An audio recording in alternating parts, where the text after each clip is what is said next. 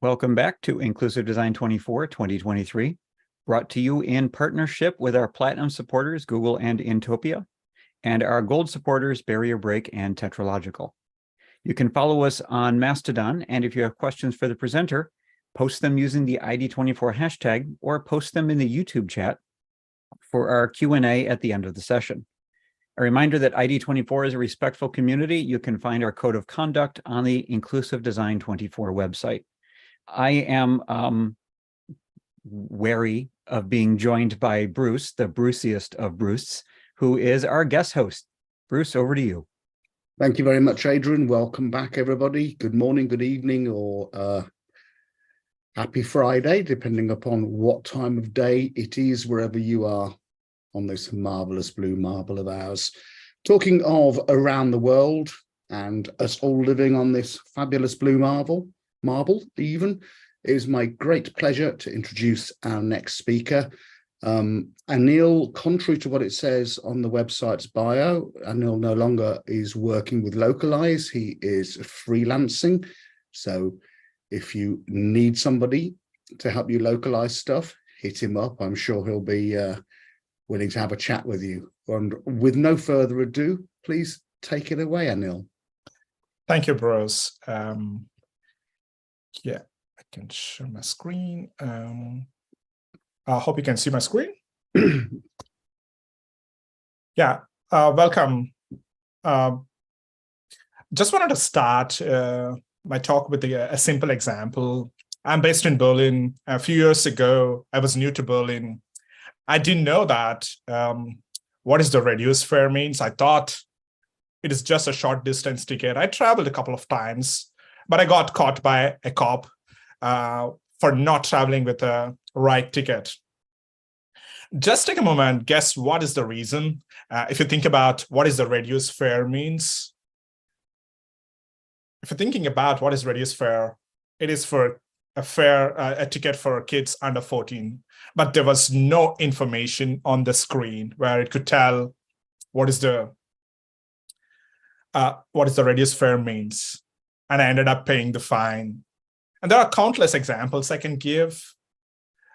It's mainly because of the copy, kind of a copy we provide to the interface has a lot of huge effect on the users.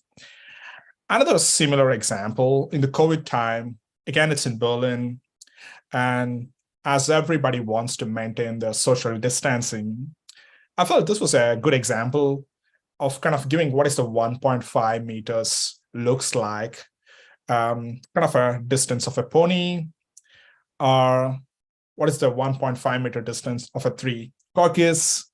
I felt these are the different ways you can kind of trying to give information to an end user so they can get a better experience or understand the core purpose. I worked as a front-end developer and also transitioned into technical product manager and also product marketing. And recently, with my recent last role, I worked as a technical product manager at product marketing manager at Localize and worked extensively on internationalization and localization use cases with a lot of customers. And today, I wanted to talk about how you can think about internationalizing your code as a way to build accessible applications. And I'm going to talk about more details about how you can approach. By end of this talk, I'm going to give you with a bunch of tools where you can get started and building your applications more internationalized so that it's more accessible. So let's get started. And I also wanted to get some more examples to begin with. You see here, there's an example from Notion where I feel it's more personally connected and as if somebody, a human, is talking behind this web window. Is that the kind of experience we want to build to the end user? How about thinking a web as a kind of a human or a living being where there's a conversation between the user and a web or your application? How cool is that? And also these giving more details about why you're asking why you're asking your users to perform certain action. Giving more context can also help them. How about looking into those additional context they are looking for, why this action is required, and what information you can give. You can also think about the scenarios. And just this example, I want to take this example, inclusive design. I'm based in Berlin, Germany, and I can also see what's the time my talk is, so that I don't have to look through a different clock, convert UTC, and also it is giving the UTC time as well. And depending on your system, your computer configure the time zone, it is already showing me the right time where my talk is, where other talks are. There's also another great experience, right? I don't have to calculate these different time zones. And moving on to why the internationalization, or why it's important. I just used a simple web developer Chrome extension tool just to see how much percentage of text it's really on a page. If I just disable all the styles and all the images, this is what you see fundamentally on Amazon, for example. And for example, here, Google example, it's text. Text is very, very important piece of information in your web interface. So by internationalizing them, you provide more personalized experience. And some data, some stats, like over 50% of Google queries are in non-English languages. And 72% of the website visitors prefer to have the content in their native language. This is information from Stripe, where 74% of European checkouts lack a language translations on the checkout. This is where the transaction is happening. This is where the companies wants to have a greater experience, want to have a greater checkout so they can get more business. But 75% of checkouts lack the native language support. And you see here, users want to have content in their native language. And this is kind of a map of how the language, world of language is distributed. And you see here, English, where English stands, where you see other languages are there. Are we just giving the language, building the products only in English or your native language? Then definitely you can think about you're missing the business opportunity of reaching out to other users. And just to give you a sense what it feels like for a non-native speaker, non-native English, who don't know, use English regularly, how does it feel like them dealing with a non-native language? This is my mother tongue. I'm from India. This is a language called Kannada, which sounds like Canada. It is spoken more than 44 million. Just for a couple of seconds, I wanted to switch to my mother tongue, and I wanted to give this presentation so that you can feel what it feels like looking into other language, your interface, and how does it feels like. Let me switch to my native language. So I'm going to say, ಅಂತರ್ಗತ ವಿನ್ಯಾಸ 24 ಸಮ್ಮೇಳನಕ್ಕೆ ಸುಸ್ವಾಗತ. ಪ್ರವೇಶಿಸುವಿಕೆಯ ಪ್ರಪಂಚವನ್ನು unlock ಮಾಡಲಾಗುತ್ತಿದೆ. ಅಂತರಾಷ್ಟ್ರೀಕರಣವು ಹೇಗೆ ಪ್ರಮುಖವಾಗಿದೆ. So this was kind of welcoming you in my mother tongue, and also telling what is my title of the talk. So this is what I said. And how easy, like looking into this, it makes me familiar. But if I just keep talking and giving all the interface in my language, then probably you'll stop listening to me and do something else, right? Or look for other areas. So this is what happening to a non-native speaker if you offer an interface. So they get frustrated like a similar way. They will not be able to understand. So think about how painful this process is when you offer content in a not where they are comfortable.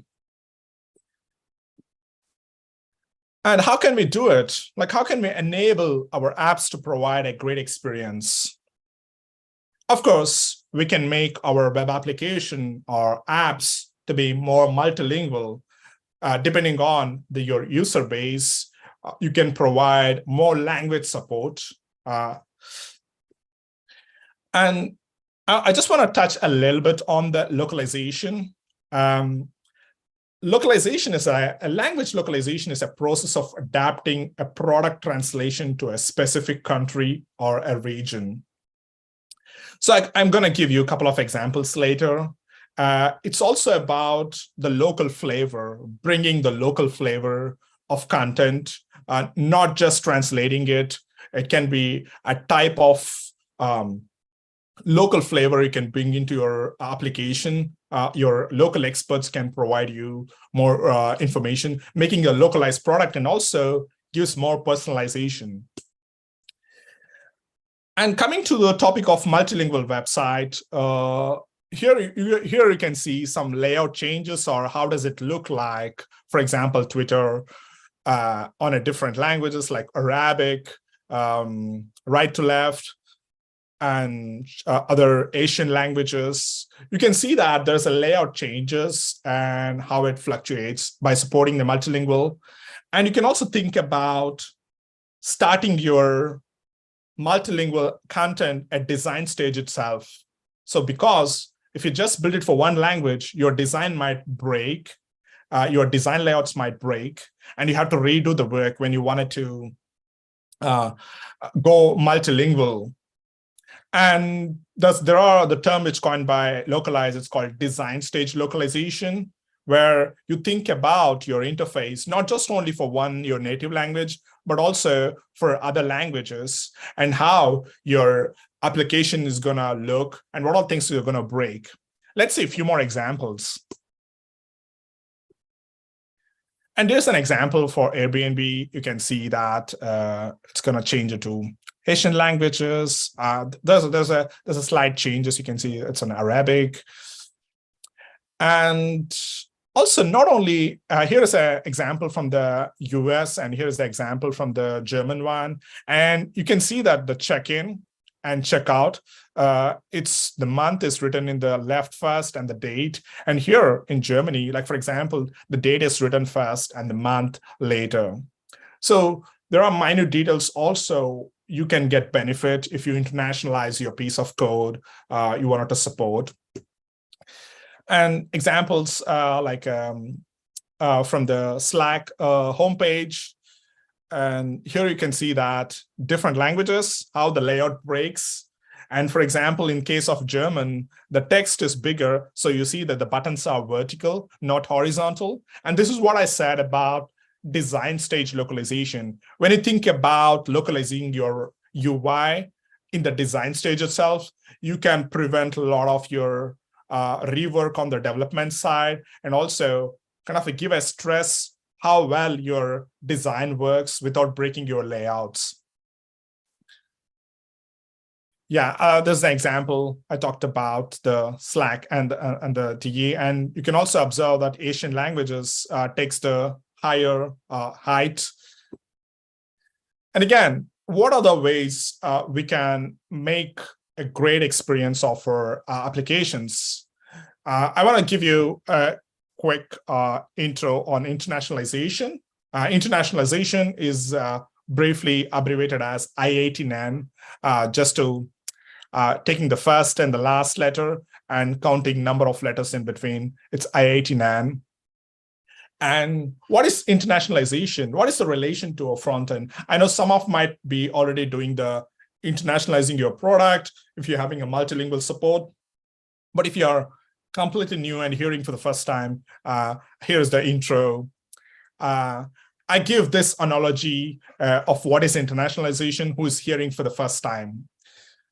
For example, let's say your code is not internationalized. That means you hard code your text or a product copy in your application because you're mainly supporting your native language, or maybe only English only, so you don't have to support other languages. So those cases called, like, it's kind of a dolls which are fixed, right? Let's say I want to have a doll which is of a red cloth, or it cannot be changed.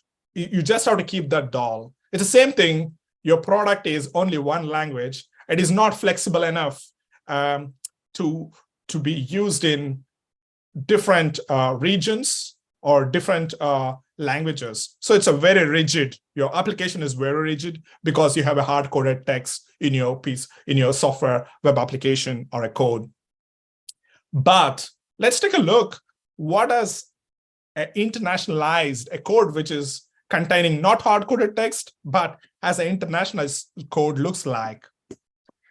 I give this example because in this case, a baby doll can wear a different clothes. You can see it can wear even not just 3, even more than that, because it is prepared. It's internationalized.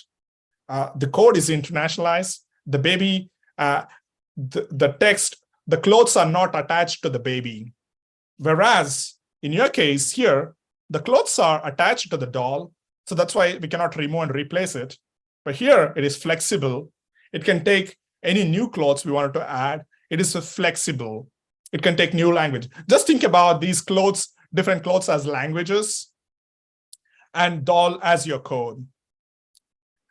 With that same thinking, if I apply the same logic you see here, a different countries have a different tradition of clothes they wear.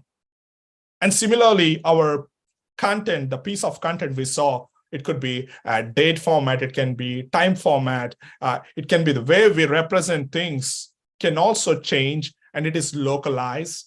And internationalization of your code can definitely enable you to be more flexible and more ready to localize your product. And localizing your product means you're reaching out to more audience, and more means it's good for your business. So it is another example where telling a hello world in a different languages, how does it look like, and how does it changes, right? The way we greet getting this example. And I got inspired for this talk from Marina. Marina is a localization advocate, and she wrote in this LinkedIn article some of the 3 fundamental case studies which costed millions of damage to some of the companies because they didn't take care internationalization in the first place. They were shipping products without internationalizing, but they got into some trouble, and they ended up paying a lot of fine to their customers. I'm not going to go through all of those case studies, but I want to give you one example, one simple example. Here is from the aeronautics customer. And the first one, what you see here, it's a US convention, putting the decimal places with a dot. The middle one, which is with a comma, it is in European standard. And the one which is on the last one, which is in the France, where they also use a space. When they didn't do the internationalization, they had to have some misunderstanding, and they ended up paying a lot of fine in the aeronautics. So you can read more details about what happened, what was the reason behind, why they didn't do the internationalization in the first, why they ended up paying in this article. I'm going to share the slides later. And a little bit about more on the language detection. Okay, once we decide you wanted to know, okay, I wanted to start supporting multilingual languages. How do I know? How can I provide a great experience for my users? There's a way you can detect languages. For example, let's see from the hardware level, right? Whenever we make a purchase, for example, you can try to get a German keyboard, or you can get a English US keyboard, or English UK keyboard. You can make a hardware choice. We are making explicit choice on what hardware we want. Similarly, on an operating system level, let's say if you're got a new iPhone, or if you're updated, you wanted to choose a language. It asks for you like selecting a language. Before you start, you make a decision. And at the application level, once you install the application or operating system, for example, this is a Chrome browser, you can make your language default language choice. You can make a language selection at the application, native application level.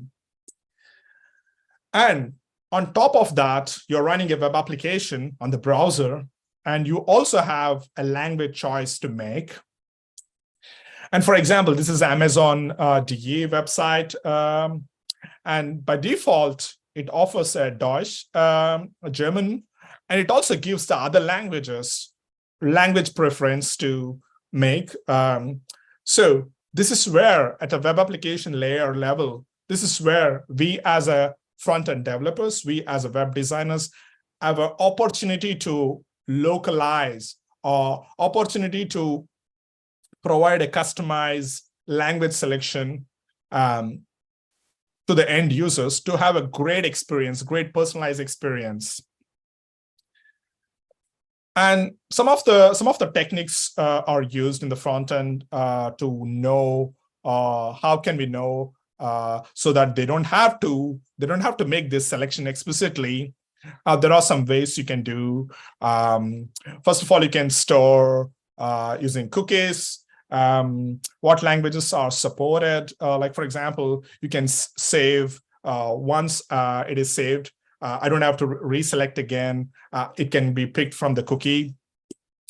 And also, the HTTP header can also send what is the browser preferred language priority. And based on that, you can also provide your content on a personalized selected language. And moving to the last piece, of again asking how can we enable our apps to provide great experience. Okay, we saw the importance of multilingual apps. We saw how to detect. So now I wanted to start. I'm a front-end developer. I have not put, I have a hard-coded text. I don't have my internationalized is enabled, but how can I get started today?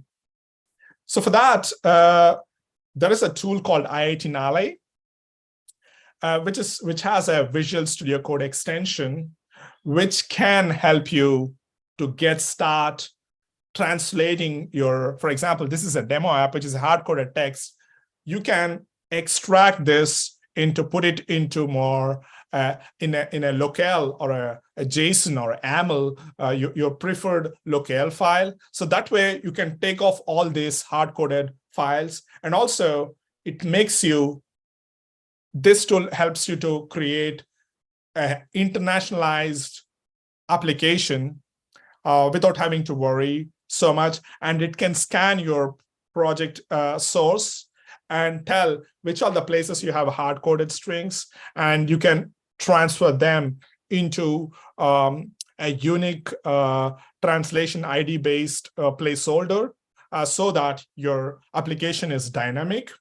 So this tool definitely kind of accelerate your ability to translate your hard-coded string project into internationalized project. I can highly recommend you to try it out. And you can also see while you're working on, you can also see the preview of how it looks in different languages and what has to be filled, what is missing. So it is kind of more like a companion if you wanted to build an internationalized application. And there is a complete tutorial, an end-to-end guide. For example, if you wanted to build a simple international application in React, You can walk through and make some configuration. And this tool also supports major front-end frameworks. So feel free to play around. And if you have any issues, issues, I think the community is quite quick to respond and give and support. And moving on to the next piece, you can also use any of the internationalization libraries.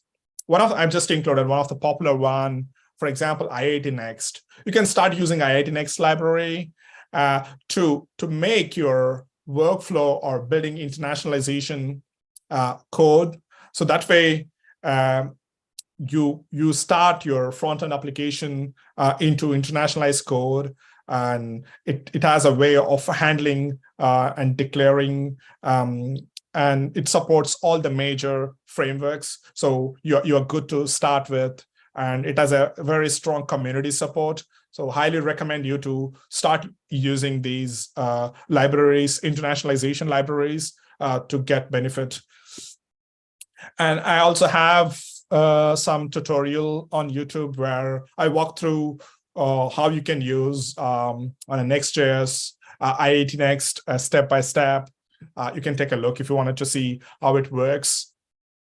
And also, for example, Angular as inbuilt localized component, which gives you a framework of how to build internationalized applications. And I also have a coding session with a Google Developer Expert. You can get all these links. I will be sharing the slides later. And there are other internationalization libraries like Format.js, React Intel library. You can play around and see what fits best for you. With that, I would also like to give you a link where this blog post has links to all most popular internationalization libraries, not just only the front-end ones like Java, PHP. So you can get those libraries and get started and see if you wanted to internationalize your product. With that, I would like to finish my talk, and now I'm open for questions. Thank you very much. Neil, thank you very much. I appreciate your session. Bruce, do we have any questions or discussion points? Hi, Neil. Yeah, I don't know. Hi. Hi. Yeah, I can hear you. So, do you have any thoughts on, rather than obviously internationalizing the languages on the screen, and where appropriate, maybe using CSS logical properties so that things flow correctly in right to left languages, or CJK languages that are vertical? Are there any best practices you can think of or advise us on wider ideas of localizing? So I don't know, when I lived in Southeast Asia, for example, I was always really interested to find out that you never write somebody's name in red, because it can mean to wish them dead in certain Buddhist cultures. And I would never have known that if I was, if I put an error message saying, Bruce is not a full name, I might have put it in red because it's an error. Do you know of any other softer techniques for making sure that you're internationalizing? That's a good point. And another example I can think about in Japan, for example, if you look at the most popular Japan websites, they tend to have a lot of information on the content. They wanted to make a decision based on a lot of content. They just don't want to have a simple UI, and they want to have a lot of content. So this is a cultural thing, and it's more regional thing. And this is where hiring a professional localization manager or a translator who knows the regional expertise will definitely benefit. And a lot of the time, most of the companies, they think localization is just translating the content, but it goes beyond translating your text, but also understanding this regional context so that they can design and build things more meaningful applications. And another example I can give was it's from I didn't include it here. It was about the Nestle KitKat campaign. They used a different flavor compared to Europe and in US. In Japan, they used a different flavor, which was, they did a well study of the local market and what do they like most, and it was a successful campaign. So my answer is to know. I think you need to have somebody in your team or hire a consultant who's a localization manager expert who knows the language well in that region and also know the local taste as well. Mm-hmm. I think that's great advice, because localization, yeah, as you said, so much of it is cultural that it's very difficult to sit in Silicon Valley with lots of tech lads who've been in Silicon Valley and magically understand what's going to resonate well in Karnataka or Nepal or Botswana. Do you have any thoughts as well on, like, we've all got tales of when we've been, in the Netherlands for a conference and all of our Google research, all of our Google results magically show up in Dutch when actually I don't speak Dutch. I just happen to be in the Netherlands for a conference. So presumably giving people the choice is always primary. But how do you give them that choice? Like, I'm coming to your global website. How would you ask me what I want, what language I want, what currency I want, what sort of things I want? What's the best way? Mm-hmm, mm-hmm. So if I understand your question, I'm just trying to reframe that. How can we provide a great experience when we go into a region where it's not our native language, but how can we provide a language choice for users so that they have a freedom to choose, like, hey, to able to access the content in their own native language or the language where they're comfortable in. Mm-hmm. Yeah. Please. Yeah. So I'm just thinking that providing this is where I think a couple of years or maybe 5 years ago, I was thinking that the conversational interface was getting a lot of traction. And one of the things which was missing was context. Mm-hmm.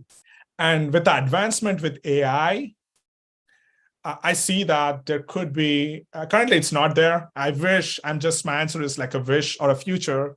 With the power of AI, we can leverage what is our context. It is clever enough to understand.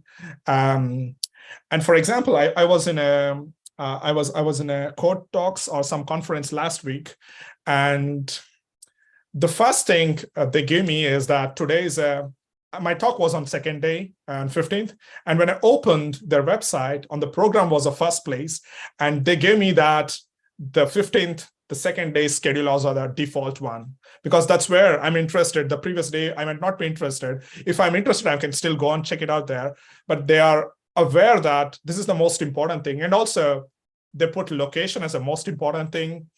Some of the things which more context aware, it's more timeline related.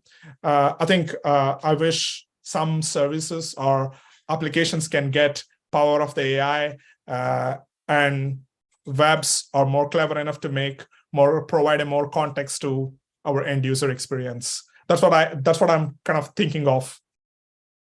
Excellent. Thank you very much. I wanted to bust in with a question if I could, if you don't mind, Bruce, me stealing your shirt's thunder. We have one from Gareth that I'm also curious about. How do you test pages in a language that you do not speak? Yeah.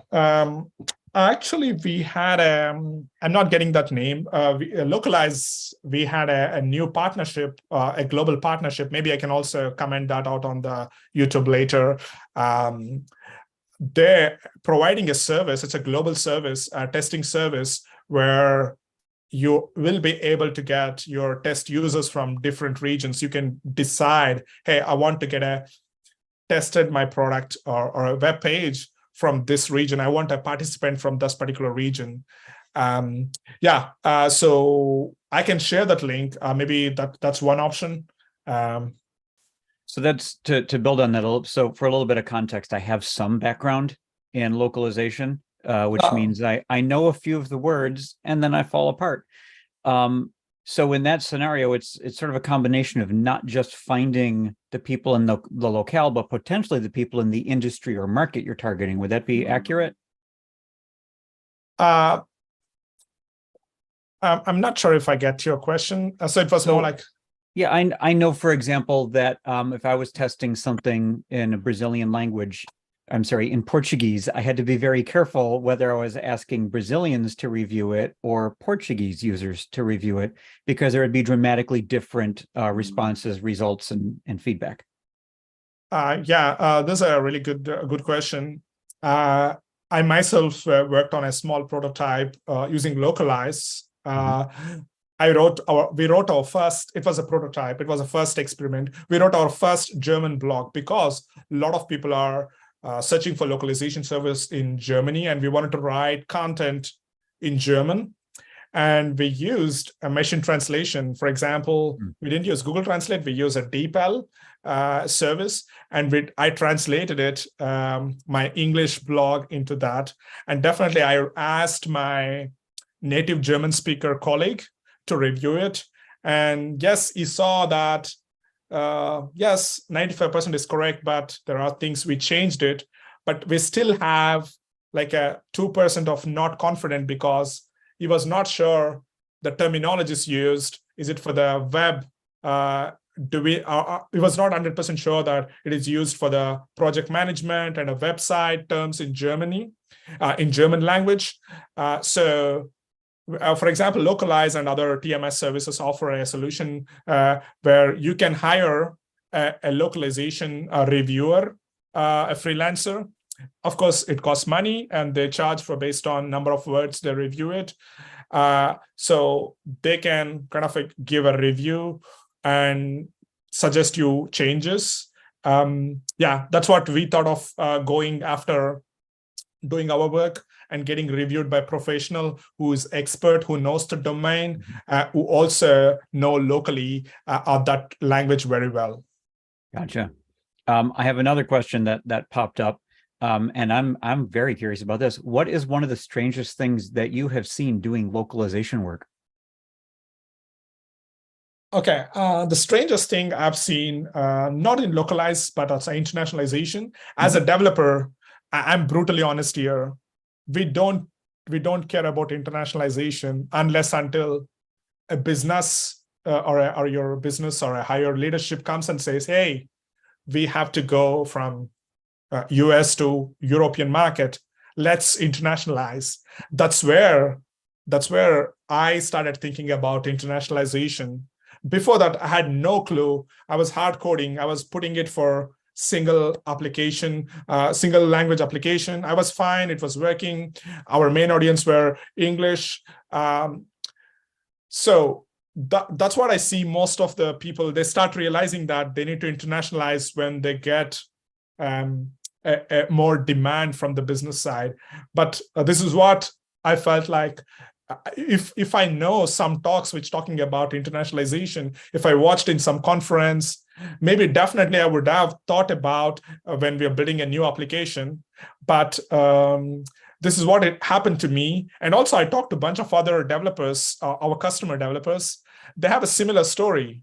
It's pure business decision. They're letting to internationalize. Otherwise, they're not internationalizing it by default. It goes similar angle to accessibility, but we need to take that as a serious responsibility to internationalization is also we need to think like accessibility. So we need to take care because we need to provide a content to wider audience. Yeah. Yeah, sort of the concept of planning ahead and considering not just the users you have now, but the users you want. Yeah. Broad as possible. Yeah. I like that. I'm gonna ask you a real quick follow-up here because I want to pay attention to our time as well. Do you have a good localized experience that you tend to point people to, like a government site, a personal project, something like that? Oh, I cannot think of any one which is. That's okay. It feels like a loaded question now that I've asked it, and was probably incredibly unfair. And Bruce's expression is telling me yes. Also, Bruce is diagonally from me, which is I don't trust him down there. So yeah. Okay. Well, again, because I want to pay attention to time, I'm going to do that thing where I move out of my comfortably sitting pose and go into my formal, oh, I'm a host pose, and I'm going to do our outro. Unless anybody has anything else they want to throw at me, make fun of my shirt. No? Okay, So thank you very much, Anil. That was really interesting. And Neil, that was a great talk, and I'm you. very glad you gave it. I think this is the right audience for it. And for our viewers, if you enjoyed this session, hit that YouTube like button. And don't forget, you can subscribe to youtube.com/inclusivedesign24 to be kept in the loop for our future events. Inclusive Design 24 is brought to you with thanks to our supporters, Google, Intopia, Barrier Break, Tetralogical, Intuit, InfoAxia, and the Law Office of Laney Feingold. Inclusive Design will be back on the hour with our next session. See you then, and thanks everybody for attending.